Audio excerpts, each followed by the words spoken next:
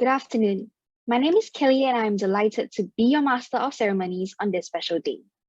The COVID-19 pandemic has brought about many challenges, including the disruption of in-person graduating ceremonies. To keep up the spirit of celebrating and honoring your achievements, we are holding this graduation ceremony virtually today to celebrate with all of you. Graduation marks the occasion where a student is conferred by the university, officially receiving their degree. It is a tradition that started in the 12th century, and although it looks different this year, it does not make the occasion any less significant.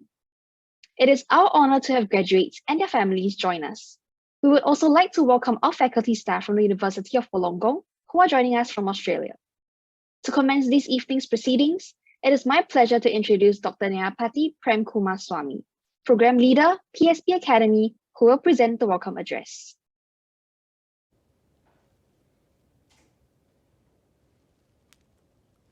Graduates, it's a great pleasure to celebrate your achievements. Congratulations on this day. The past 2 years has been very challenging in higher education. You have successfully overcome these challenges with your hard work and perseverance.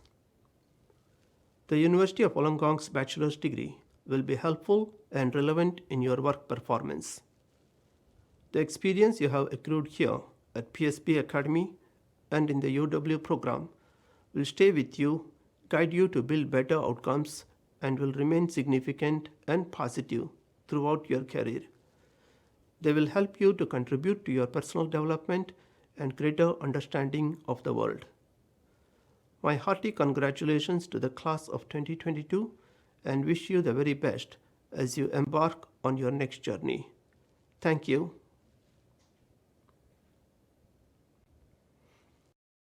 Thank you, Dr. Nyapati Prem Kumar Swami. I now invite Ms. Christine McLaughlin, Chancellor, University of Wollongong, to deliver the graduation speech. This was the year you proved what we always knew about our UOW students, that you are resilient, you are determined, and you are courageous. Today, we proudly celebrate with you on this momentous occasion in your lives. I would like to extend a very warm welcome to all the graduates, your parents, families, partners and friends attending today's virtual graduation ceremony. The great privilege that I have as Chancellor of the University is to say how proud all of us are in you, our graduands.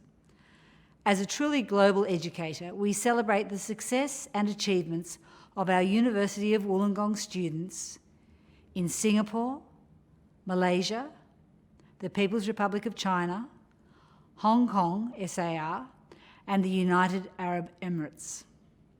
Graduands, you are becoming part of our global community, and we are confident that the education you have undertaken with us here at UOW will be a means of transformation in your life, the life of your families, and society at large. I encourage you to take on the challenges of your career with vitality and confidence, and to use the knowledge and skills that you have gained responsibly. We are certain that your achievements will continue and further extend the UOW tradition of professional excellence and community service. I also encourage you to remain connected to the university. You have officially become part of the University of Wollongong alumni and are joining a network of very successful former UOW students around the globe. Today marks the beginning of many things, not the least the start of your career and your continuous growth as a professional. But it also marks the beginning of the life ahead of you, and what a unique and brilliant life that will be. Congratulations to each and every one of you.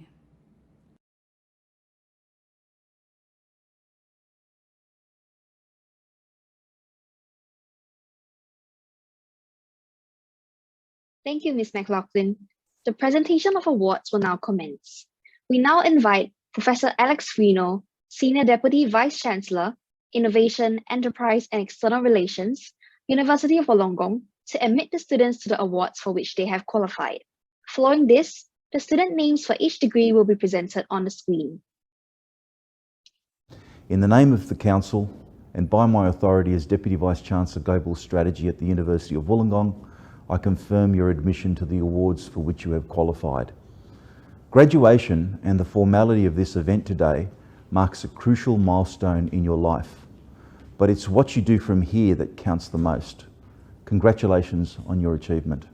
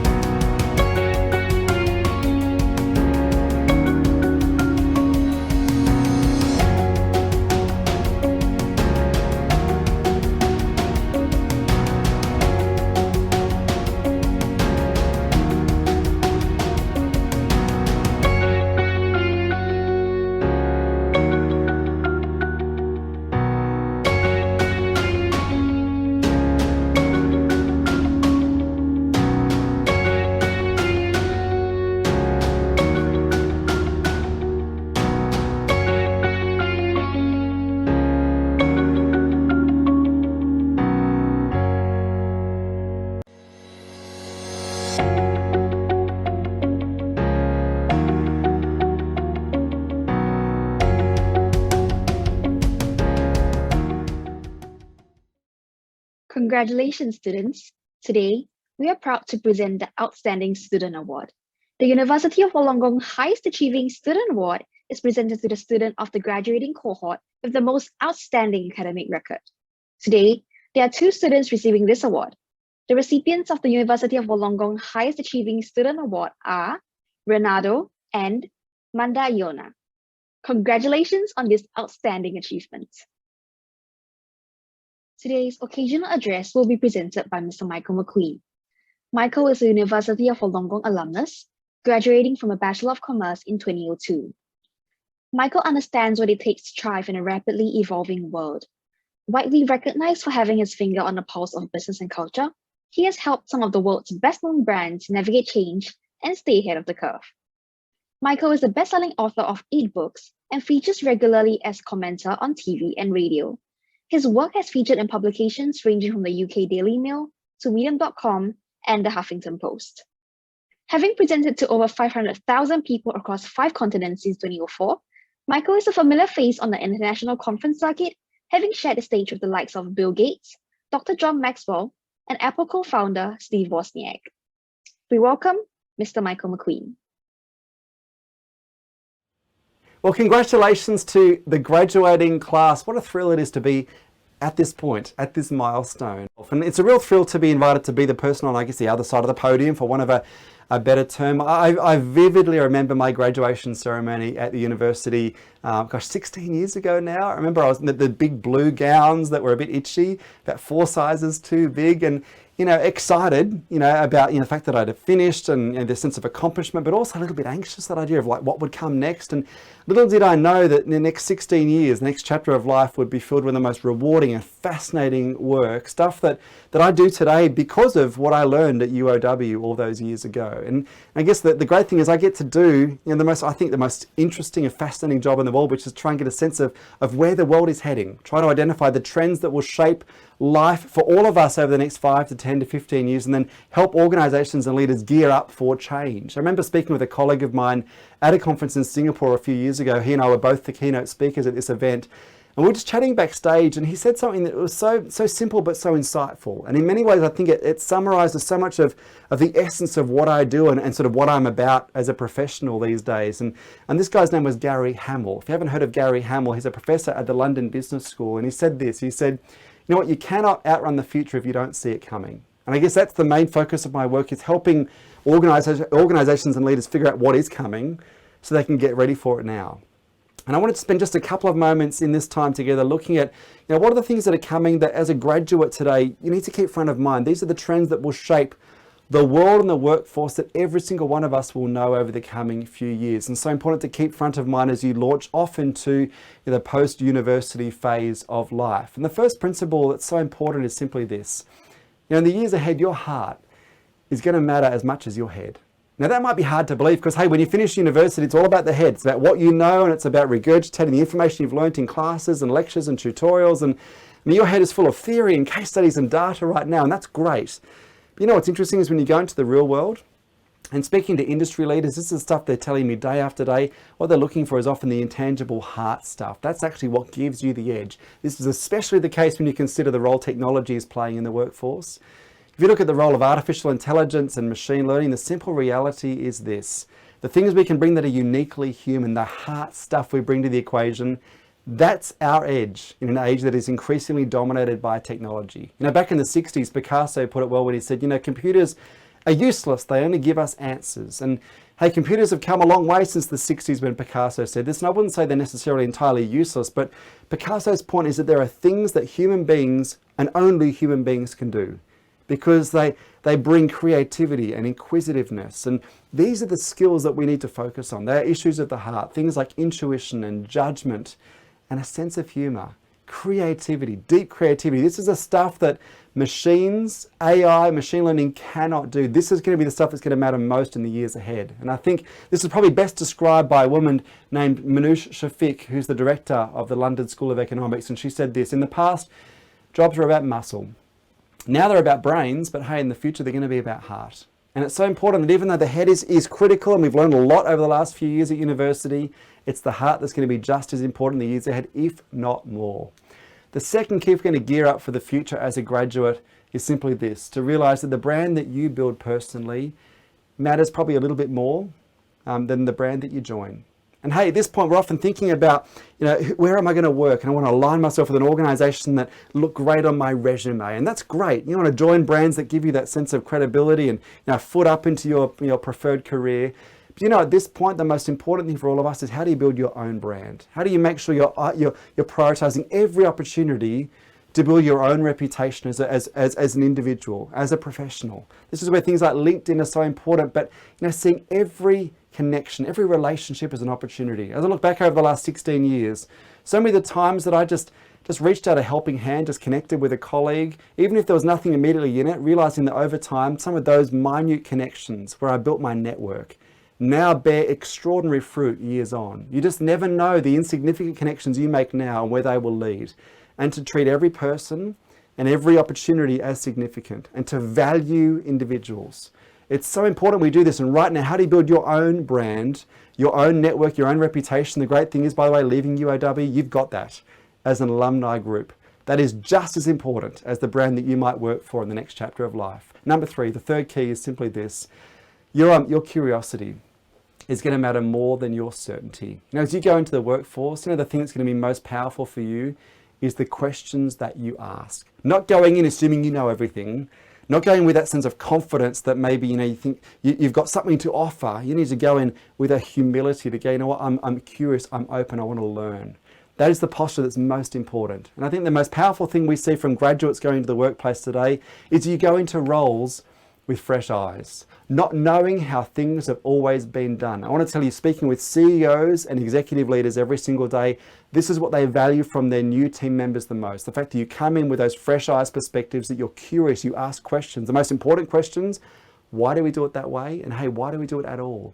These are the questions, if you ask them with humility of your leaders and your organizations, they are an incredible source of value that only you can bring. I love this insight from an evolutionary biologist named Frank Ryan. He said this, he said, solutions often lie in unexpected places where only beginners might bother to look. Take that curiosity with you and you'll be amazed the value you can add in organizations and roles. I think one of the best examples I've come across in research over the years of this was a group of young recruits years ago who were being trained in how to use artillery guns in the army. They were being taught how to use these things, military standards. They were going through their lesson being taught, once you load the round, you have to wait 8 seconds before you fire it. Not 7, not 9, it's got to be 8. And one of the young recruits did something that often isn't encouraged in a military environment. He put up his hand. He's like sir, why 8 seconds? He was curious.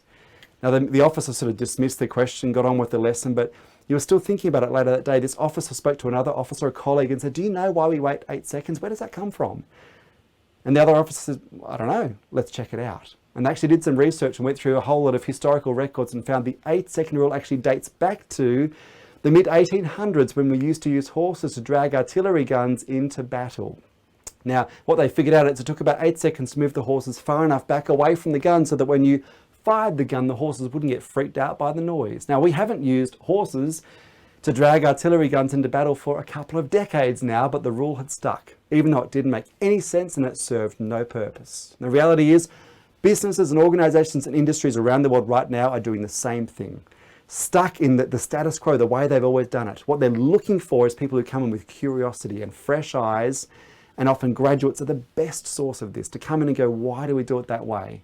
I love this insight from a guy named Thomas Berger, who said, what is the art and science of asking questions? That is the source of all good ideas. Again, how do you go into the next chapter of your life with deep curiosity? Ask good questions. It's the most powerful, effective, and value-adding thing that you can do. Now, the reality is the world ahead, for all of us is going to be very different to the world that we've known. And the challenge for all of us is how do we go into this next stage of life personally, but also as economies, as a world with a very different mentality, willingness to adapt and change.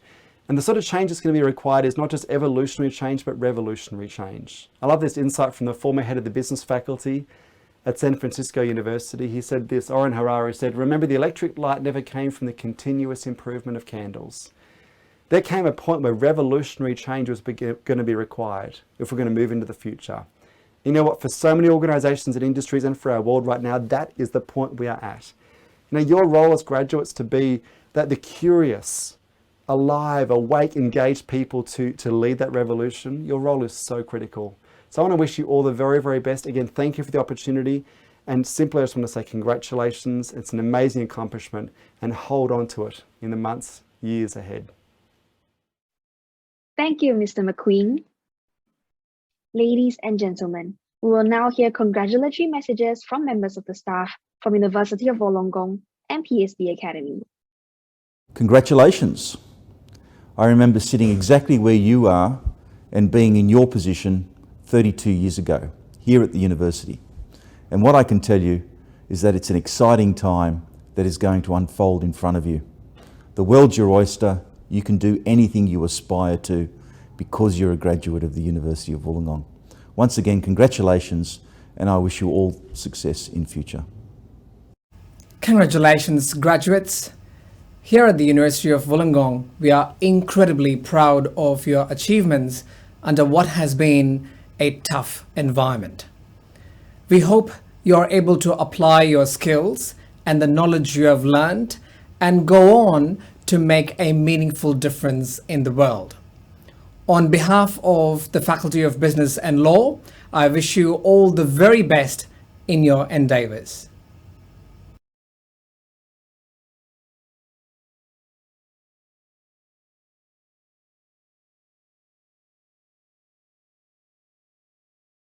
Ladies and gentlemen, this ceremony would not be complete without a vote of thanks. We welcome Renato, one of the recipients of the University of Wollongong's highest achieving student award at today's ceremony, to present a vote of thanks on behalf of his fellow students. Dear ladies, gentlemen, and graduates, my name is Ronaldo. I am a graduate majoring in Management and Marketing, and I am immensely honored to be given the opportunity to do a vote of thanks on this very beautiful day, where we can celebrate important milestones in our life and get ready for the next chapter. Being a student in this day and age is not always easy. We have far better access to resources and technologies, but with the pandemic happening in the past years, we have all lived in uncertainty, and it was necessary for us to adapt to changes and persevere through. We should all be proud of ourselves that we are able to graduate during this challenging time. As studying online is not always smooth sailing, and we have all overcome it with persistence and perseverance. Graduating is one thing, however, I always believe that the experience gained through facing hurdles and tackling challenges are most valuable, as this helps us become better people. It will not be possible for me to graduate, moreover achieve high grades, without the help of others. First and foremost, I would like to thank my parents and family for the endless support. They were always there for me during my tough days. I would also like to express my gratitude towards the teachers, lecturers, staff, and everyone involved with UW, as they have put in a lot of time, effort in helping the students in any way they can, not just giving us knowledge, but also ensuring satisfaction in our studies. Lastly, I am always grateful towards my friends, group mates, teammates, in which I will not be able to get high grades without their hard work and sleepless nights. I hope that all of us will be successful in the path that we all choose to pursue in the future. Once again, congratulations to all of the graduates. It has been a privilege for me talking to everyone today. Thank you very much. We have come to the end of proceedings. Thank you for joining us this afternoon, and we sincerely hope you enjoyed today's event. I now declare this graduation ceremony closed. Thank you.